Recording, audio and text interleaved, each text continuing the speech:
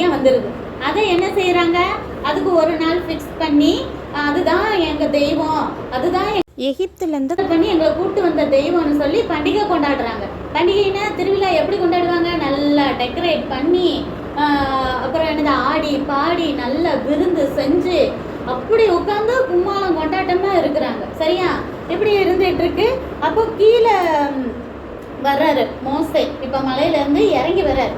என்னடா ஆட்டம் பாட்டம் சத்தமாக இருக்குதே அப்படின்னு சொல்லிட்டு வரும்போது பார்த்தா கீழே எல்லாரும் என்ன செஞ்சிட்டு இருக்காங்க, பண்டிகை கொண்டாடிட்டு இருக்காங்க. அதை பார்த்தோன்னா அவருக்கு பயங்கர டென்ஷன் ஆயிடுது.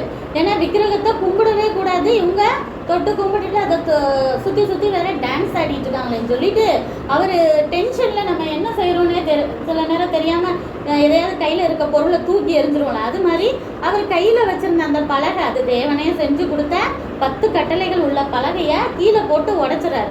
அவருக்கு அது மேலே கோவம் இல்லை, இந்த ஜனங்கள் மேலே கோவம், அவ்வளோ கோவம், கண்மூடித்தனமான கோவம் வருது. என்ன தைரியம் இருந்தால் நீங்கள் தேவனுக்கு பிடிக்காத காரியத்தை இப்படி செஞ்சுட்டு இருப்பீங்க அப்படின்னு சொல்லிட்டு அவர் பயங்கரமாக திட்டுறாரு.